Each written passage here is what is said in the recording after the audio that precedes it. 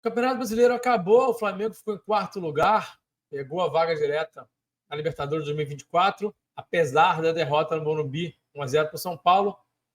E eu resolvi trazer aqui hoje, no canal Falando de Tática, um pouquinho do resumo desse campeonato e falar aqui um pouquinho além do Flamengo, né? Trazer informações um pouquinho além do Flamengo sobre os destaques aqui em termos estatísticos e vou trazer ao final do vídeo a minha seleção do Brasileirão para vocês, tá bom? Acho que vale fazer esse parênteses aqui, vocês que participam aqui do canal com frequência sabem que a gente fala basicamente aqui do Flamengo, mas acho que hoje, final de campeonato, né, vale a gente fazer um apanhado aqui. Esse canal também é para quem gosta de futebol, né? Então convido vocês a ficarem nesse vídeo aqui até o final. Deixa o like, se inscreve no canal. Vou rodar a vinheta rapidinho. Na volta, vamos falar dos melhores do Brasileirão.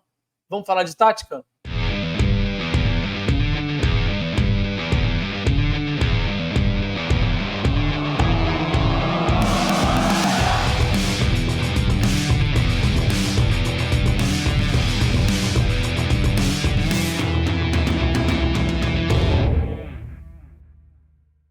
Antes da gente prosseguir, aquele recado básico, curso Sistemas Táticos do Laboratório do Futebol, o link está aqui na descrição, vale muito a pena para você que tem interesse de conhecer um pouquinho mais sobre os sistemas táticos 4-4-2, 4-2-3-1, 4-3-3, as diferenças entre eles, além das diferenças, os seus pontos fortes, os seus pontos fracos, é bem bacana, eu recomendo, então vale aí para você, nesse final de ano, estudar um pouquinho mais sobre futebol, tá? O link está na descrição, não perde tempo.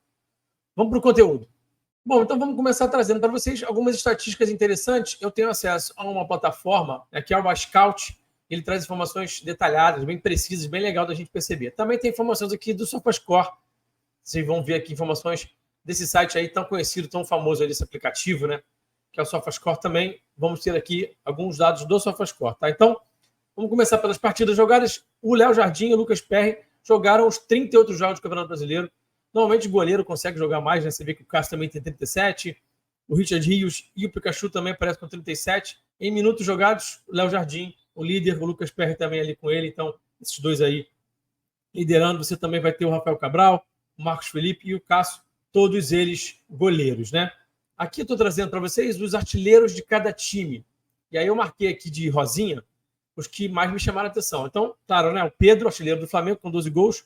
O Cano, né, que acabou fazendo só 10 gols, fez tanto gol na Libertadores, fez mais gol na Copa do Brasil, fez mais gol no Carioca, acabou não se destacando tanto assim, fez só 10 gols no Brasileiro. Para os padrões Cano é pouco, né? O Verratti, que chegou no meio do ano, tem bem menos partidas disputadas do que a maioria aí, fazendo 10 gols, boa campanha do Verratti. O Guilherme Marques, eu marquei aí porque o Goiás foi o time que teve menos gols marcados pelo seu artilheiro, né? Então, o cara que mais fez gols só fez 6 gols, me chamou a atenção. E ali no topo, ali em amarelinho, eu marquei o Endrick porque me chamou muita atenção essa reta final do Endrick. E está aqui a reta final do Endrick aqui, nesse cantinho da tela aqui para vocês. 6 gols em 8 jogos. 17 anos, gente. Impressionante o desempenho desse jogador agora nessa reta final do Campeonato Brasileiro. Impressionante como ele, com 17 anos, foi decisivo. 6 gols em 8 jogos. Impressionante. Bom, vamos seguindo. Participações em gols, né? Gols mais assistências. O Luizito Soares foi o líder com 27, o Hulk teve 26, o Paulinho 22, o Tiquinho Soares teve 20 e o Rafael Veiga teve 17. Se a gente for falar só de gols, o artilheiro do campeonato foi o Paulinho, o Tiquinho ficou com 17, começou muito bem, depois derreteu. O Luiz Soares acabou empatado com o Tiquinho com 17, o Hulk teve 15 e o Marcos Leonardo teve 13. Só em assistências, né? O Hulk foi o líder, Soares foi o vice-líder com 10, Hulk com 11, Rafael Veiga com 8, Cauli, do Bahia, com 7. Ótima campanha do Cauli. O Tassiano também, empatado ali com o companheiro dele de clube. E aqui do lado a gente está vendo as segundas assistências. O Vitor Bueno foi o líder. O Luiz Soares aparece de novo, né? O Moreno, do Curitiba, com 5. O Wanderson, do Internacional, com 4. E o Rafael Veiga, com 4. A segunda assistência é aquela pré-assistência, né? Aquele passe que precede a assistência. E muitas vezes, gente, esse passe é um passe até mais difícil do que a assistência, né? Então vale ressaltar aqui essa estatística que eu acho bastante interessante, tá? E que é pouco valorizada. Finalizações, o Luiz Soares foi o líder com 123, o Hulk com 119 em segundo, o Rafael Veiga com 82. Olha só a diferença do Soares e do Hulk para o terceiro colocado, né? Muito à frente, finalizaram bem mais. O Cano com 81 e o Paulinho com 80. E aqui do lado a gente tem em média, né? A média de finalizações. Acho legal em alguns momentos colocar estatísticas finais totais e também colocar as estatísticas médias, porque tem jogador que tem menos jogos, então ele tem uma média boa, mas não aparece nas estatísticas totais. Está aqui o caso do Pablo Verratti, né, que teve bem menos jogos do que a maioria da turma aí, mas média de finalizações por jogo ele está ali, 3,8 em segundo lugar. Está ali o Hulk com 3,6, o Veiga também aparece, o Cano, o Marcos Leonardo, e o Roberto e o Tiquinho Soares. Porcentagem de finalizações no alvo, né, acerto de finalizações. Paulinho foi o líder, 57,5. O Hendrick está em segundo. Davidson, Valente e o Robson do Curitiba. Finalizações de cabeça, o Verratti, mesmo tendo jogado bem menos do que a maioria da turma aí, foi disparado que mais finalizou de cabeça, né? 9 finalizações a mais do que o segundo colocado, que foi o Tiquinho. A gente está vendo aí também o Eric do Atlético Paranaense, o Davidson, que sempre se destacou por essa estatística do jogo aéreo, né? E o Caleri do São Paulo também aparecendo ali em quinto lugar. Finalizações na trave. O Soares chutou 8 e o segundo colocado chutou só 4. Ô Soares, você acerta pelo menos mais uma dessa aí, você ficava como vice-artilheiro do campeonato, isolado aí, tinha passado o Tiquinho, né? Impressionante como é que o Soares acertou muito a trave, né? Todo mundo ali com 4 e o Soares com 8. Finalizações de fora da grande área. O Hulk foi o segundo que mais finalizou no campeonato, mas de fora da área ele foi o que mais finalizou. Disparado, né? Uma diferença bem relevante para o segundo colocado, que foi o Rafael Veiga com 59, o Hulk com 77, você ainda vai ter o Soares com 47, o Lucas Evangelista com 45 e o Vitor Bueno com 43. Cruzamentos, o Piton foi o líder, 194, uma diferença também bem considerável para o segundo colocado, que foi o William do Cruzeiro, o Piquerez e o Mike, 2 jogadores do mesmo time, aparecendo também nesse top 5. E o Marlon também, né, do Cruzeiro. Então, 5 colocações e só 3 times, porque 2 jogadores do Cruzeiro e 2 do Palmeiras apareceram nesse top 5 aí. E aqui a gente também tem por 90 minutos, né, em média, né? O Keno liderando, o Sorriso do Red Bull Bragantino, o Lucas Piton, o Marcinho do América Mineiro e o Pumita Rodrigues, aqui estatísticas de cruzamentos por 90 minutos, ou seja, quantos cruzamentos em média por jogo, né? Aqui também tem uma estatística interessante e a diferença é como é que o Scout aborda de uma forma e o SofaScore aborda de outra. Então, o Scout coloca porcentagem de dribles e duelos 1 contra 1 vencidos. Ele junta os duelos 1 contra 1 e os dribles, que não são necessariamente a mesma coisa, né, gente? Você pode ganhar um duelo 1 contra 1 sem necessariamente fazer um drible e vice-versa. Então, nessa forma de interpretar do Scout, que é esse quadro maior aqui, mais grosso aqui, né? Você está vendo o André como o grande líder, o cara que mais venceu esses tipos de duelo aí. 71,7, você vai ter o Fernandinho do Atlético Paranaense, o Luiz Guilherme do Palmeiras, o Breno Lopes, vai ter esse top 10 aí, terminando com o Reinaldo com 67,16% de duelos vencidos, né? De dribles e duelos 1 contra 1 vencidos. E aqui, nessa outra estatística aqui ao lado, é só drible. Então você tem 3 caras como os líderes nessa estatística, e você vai ter o Mosquera do Bragantino, vai ter esse top 10 aí também, ficando com o Júnior Santos, aí terminando com o Júnior Santos. E aí você não vê nenhum jogador do Flamengo, né? Aliás, você quase não viu nenhum jogador do Flamengo nessas estatísticas individuais, né? Vai aparecer daqui a pouco, mas impressionante como é que o Flamengo teve poucos destaques individuais, né? Faltas sofridas, o Hulk foi o líder disparado, foi o que mais acertou, né? 117 faltas sofridas, o Ademir em segundo, o Tiquinho Soares em terceiro. Impedimentos, o Davidson foi o líder, uma certa folguinha aí para o segundo colocado, que foi o Bruno Rodrigues. O Rony também aparece. O Rony que acabou até perdendo a posição de titular, talvez até se estivesse jogando mais partidas, teria sido o cara com mais impedimentos. O Rony está sempre ali no limite do impedimento, né? Luiz Soares aparecendo de novo também, mais uma vez numa estatística, né? O Marcos Leonardo em quinto. Em termos de duelos aéreos, o Davidson foi o líder, com uma boa folga também para o segundo colocado, né? Você tem o Joaquim dos Santos em segundo lugar, o Verratti do Vasco também em terceiro, né? De novo aparecendo o Verratti, o Gustavo Gomes e o Maguinho do Goiás. E aqui você tem remates interceptados, são finalizações bloqueadas, né? O Scout não tem português do Brasil, então ele usa português de Portugal, então a gente às vezes tem umas palavrinhas aí meio esquisitas. Isso aqui é finalizações bloqueadas. O Gil foi o grande líder, o Lucas Alter do Goiás foi o segundo colocado, o Léo Pereira ficou em terceiro, aparecendo o jogador do Flamengo aí, um top 5 aí de alguma estatística, né? Finalmente. O Kusevich do Curitiba e o Brites fechando esse top 5. Bloquear finalização também é uma arte, pessoal, né? Não é tão simples assim, não é só, ele deu sorte, ele se colocou na frente da bola, a bola bateu nele. Existe uma técnica também para você ser bom nesse tipo de indicador de desempenho, nesse tipo de estatística, e isso impacta também porque evita que a bola vá na direção do seu gol, evita que o seu goleiro tenha que fazer uma defesa, né? Então, eu acho interessante essa estatística de finalização bloqueada, tá? Bom, desarmes, o Rubens do Atlético foi o líder, Matheus Fernandes em segundo, Marlon do Cruzeiro, que liderou durante um bom tempo essa estatística, acabou ficando em terceiro. O Vilha Sante também aparece com destaque. O Sacha do Fortaleza, nenhum jogador do Flamengo mais uma vez, né? E esse top 10 aí encerrando com o Zé Rafael. Interceptações, o Juninho Capixaba, que fez um bom campeonato, né? Liderando até com uma certa folguinha aí para o segundo colocado. Você viu o Rezende do Bahia sendo o segundo lugar. Você tem 3 jogadores do Botafogo no top 5. Muito interessante de perceber essa estatística aí. É um time que realmente prezou o campeonato todo por dar espaço para o seu adversário, não ser muito impressionante na marcação e buscava sempre interceptar, né? Fazer esse tipo de ação defensiva, né? Quem mais fez falta no campeonato foi o Maguinho, com uma certa folga também para o segundo colocado. O Maguinho desceu a marreta, pessoal. O Maguinho não perdoou. O Juninho Capixaba aparecendo aí em segundo colocado. Não tem de novo nenhum atleta do Flamengo. Cartões amarelos, para surpresa de 0 pessoas. Walter Kahneman liderando com 16. O Robson do Curitiba com 13. O Juninho Capixaba de novo aparecendo aí, tanto em faltas quanto em cartões amarelos. O Juninho Capixaba não perdoa muito não, né? E aí você tem o Rodrigo Fernandes, que também apareceu no número de faltas, aparecendo também no número de cartões amarelos. O Rodrigo Fernandes também não alivia o volante do Santos. Em passes, número de passes, né? Número totais de passes, o André do Fluminense foi o líder. Aí você tem Fabrício Bruno e Luan Pereira no top 3, né? Aparecendo aí com destaque também. E você ainda tem o Luciano Castan e o Marlon do Cruzeiro. Aqui do lado a gente vai ver grandes chances criadas. Mais uma vez o Hulk aparecendo também com destaque, sendo líder junto com o Eduardo. O Veiga empatado com Jorge de Arrascaeta e com o Gerson, com 12 grandes chances criadas. Você tem aí o top 5 e 2 jogadores do Flamengo aparecendo. Passes decisivos, o Lucas Piton foi o grande líder com uma boa folga para o segundo colocado, né? O Lucas Piton cruza muito bem. Esses passes decisivos passam muito pela capacidade desse atleta de cruzar. Ele cruza muito bem. Eu tenho um material aqui sobre ele nos shorts aqui do canal e tenho lá no Instagram do Falando de Tática também, para quem quiser conferir um pouquinho esse material sobre o Lucas Piton. Muito interessante ofensivamente esse jogador. Aparece ali o top 5 com o Soares, mais uma vez aparecendo, o Hulk mais uma vez aparecendo, e aí você tem o Gerson, um atleta do Flamengo, aparecendo aí com passes decisivos, com 23 passes decisivos aí nesse top 5. A gente estava falando de números totais, agora a gente está falando de passes decisivos em média por 90 minutos, né? De novo, né? Trazendo para vocês os números totais, mas também trazendo os números por 90 minutos.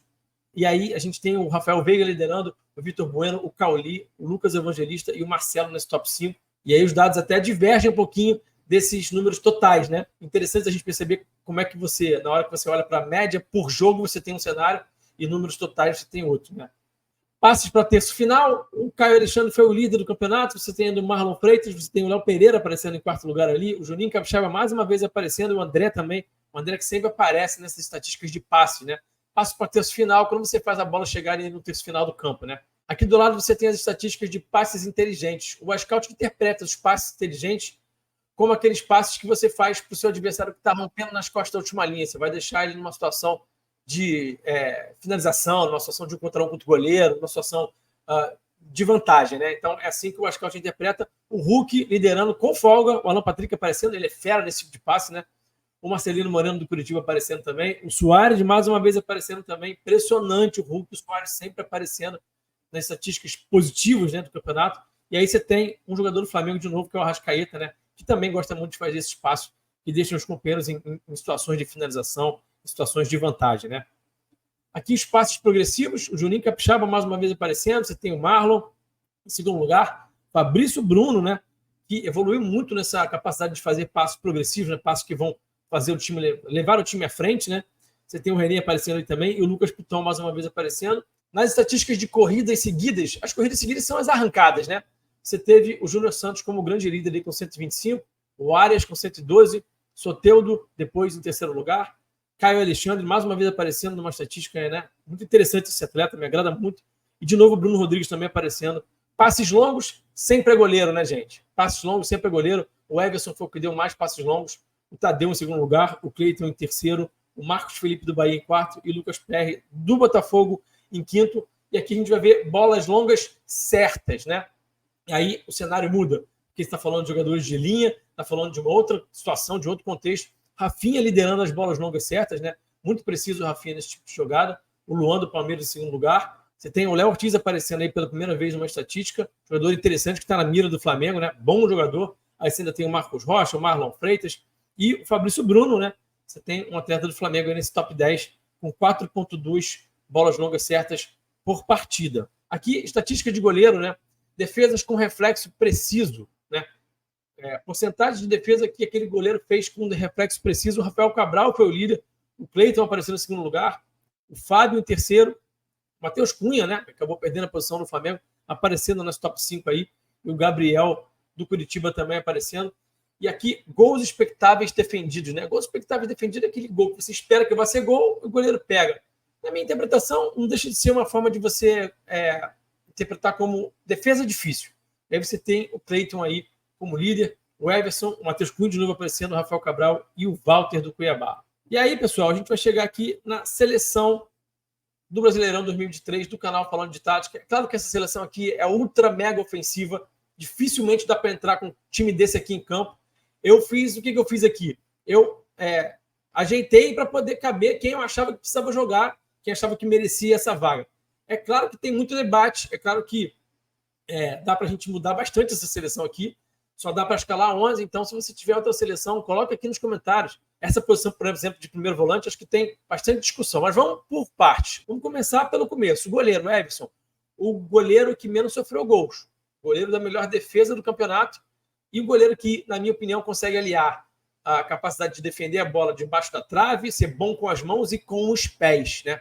Para mim, um dos melhores goleiros do Brasil com os pés e também é muito bom com as mãos. Então, nesse caso, eu acho que vale colocar aqui o Everson como o goleiro da seleção, mas é claro que você vai ter menção honrosa para vários goleiros. O Lucas Perry, que agarrou demais no início do campeonato, né? Você tem o Everton, que é sempre um goleiraço. Enfim, tem debate e tem discussão. O Mike na lateral direita, eu acho que é uma posição que está meio a concura aí. Acho que não tem muito como a gente colocar outro, mas se você quiser colocar outro aí, pode sugerir nos comentários, fica à vontade. O Murilo, coloquei o Murilo, que me agradou esse campeonato do Murilo.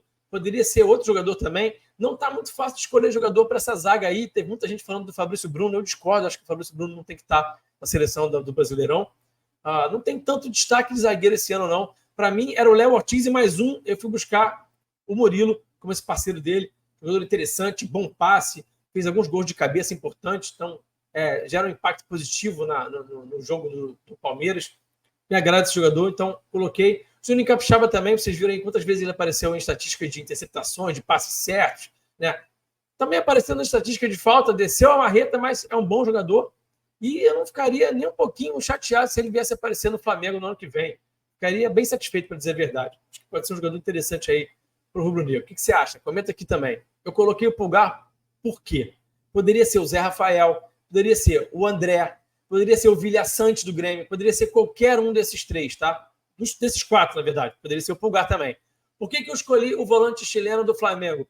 Por causa do impacto que ele gera na equipe. Esse foi o meu critério para escolher o Pulgar e não escolher nenhum desses outros três. O impacto que ele gerou na equipe do Flamengo foi muito grande. Então, como vocês todos já sabem, o Flamengo, quando não tem Pulgar, normalmente perde suas partidas, né? Quando ele está em campo, o Flamengo normalmente ganha. Ontem foi diferente, o Pulgar estava em campo, o Flamengo perdeu para o São Paulo, mas isso é raridade, né? E aí você vai ter esse 4-1-3-2, como eu já falei, muito ofensivo, mas é para poder ajeitar aí a turma toda, né? O Paulinho, não precisa falar, né? Artilheiro do campeonato, jogou muita bola, uma reta final impressionante, fazendo gol praticamente em todos os jogos. O Veiga, que cresceu demais na reta final também, que é um jogador muito importante, que tem um impacto muito grande no Palmeiras, né? Vocês viram ali que ele estava em várias estatísticas também, de assistências, de participação em gols, ele aparece ali entre os líderes também, né? Somando gols e assistências, e tem um impacto muito grande, é muito importante para esse time do Palmeiras, para o time campeão do Campeonato Brasileiro. Então, achei que valia a pena, que era justo colocar o Veiga. O Hulk também não tem como não colocar, né, gente? Assim como o Suárez, né? Vocês viram em quantas estatísticas que eles apareceram ali, quantas estatísticas eles lideraram, né? De finalizações, de participações em gols, de assistências, de tudo. Foram dois jogadores que geraram impactos gigantescos nas suas equipes e, volto a dizer, no campeonato também. Duas atuações assim impressionantes, dignas de aplausos desses dois jogadores veteraníssimos que jogaram muita bola nesse campeonato. Assim. Palmas para esses dois coroas da bola que arrebentaram nesse Brasileirão, jogaram muita bola, tá? E eu coloquei o Endrick. Por que eu coloquei o Endrick? Você pode até me conectar, falar, pô, Rafa, mas o Endrick, ele nem tem números tão impressionantes assim. Gente, vocês viram lá a estatística do Endrick, né? Reta final, 17 anos, 6 gols nos últimos 8 jogos. O impacto dele na equipe, né? O impacto que ele teve com 17 anos para fazer o seu time ser campeão brasileiro é algo que precisa ser premiado. E a minha forma de premiar esse impacto do Endrick como um jogador altamente relevante para a sua equipe é colocá-lo aí na seleção do campeonato. Acho que ele merece por conta dessa reta final impressionante. Jogador com só 17 anos, tá? Impressionante o que ele fez. E aí vocês viram que eu escolhi o Pedro Caixinha para ser o técnico dessa seleção do Brasileirão 2023. Por quê? Tem até discussão. Tem muita gente que vai colocar o Abel Ferreira, que foi o técnico campeão. Na minha visão, o Pedro Caixinha fez um trabalho ainda melhor, com muito menos material humano, uma equipe muito jovem, que chegou só em 6º lugar, mas que teve ali em 2º, 3º, só nesse finalzinho que derreteu um bocadinho, que perdeu um pouquinho do ritmo, normal para uma equipe muito, muito jovem, né? E ele conseguiu, com muito menos material humano, fazer uma campanha brilhante e conseguiu fazer uma equipe muito intensa. A gente olha para o time do Bragantino em campo, vê uma equipe que marca muito forte, uma equipe que finaliza muito, né? Uma equipe muito, muito interessante de se observar, muito coletiva, né? Muito bacana de ver esse time do Bragantino jogar. Então, volto a dizer, baixou um pouquinho assim, o nível nessa reta final, muito provavelmente porque a equipe jovem acabou sentindo o impacto, a pressão da reta final, né? Que realmente é difícil de manter, mas ainda assim eu escolho Pedro Caixinha como melhor treinador desse Campeonato Brasileiro 2023. Espero que vocês tenham gostado desse conteúdo, das estatísticas, das informações. Podem discordar, devem discordar, por favor, com respeito nos comentários, obviamente, né? Os comentários são sempre muito bem-vindos. Façam o favor de comentar aqui, tragam as seleções de vocês, ou então fala, não, Rafa, só trocaria a posição tal, né? Eu colocaria fulano de tal, não sei o quê. Aqui está sempre aberto para vocês participarem, é sempre um prazer ter vocês aqui participando. Hoje um vídeo um pouquinho diferente, né? Que não foi especificamente sobre o Flamengo. É claro que alguns jogadores do Flamengo apareceram, porque eles se destacaram em algumas estatísticas, então a gente pôde ver aqui alguns jogadores do Flamengo aparecendo, Léo Pereira, Fabrício Bruno, Arrascaeta, Gerson, né? Pedro, que foi artilheiro do Flamengo, né? Com 12 gols. Mas hoje um vídeo um pouquinho mais genérico, mais amplo sobre o campeonato. Acho que vale a pena. Quero fazer sempre aí, a cada final de ano, sempre esse vídeo, que eu acho que é importante. Beleza? Obrigado pela parceria, obrigado pela audiência. Tamo junto. Forte abraço. Até o próximo vídeo. Eu fui.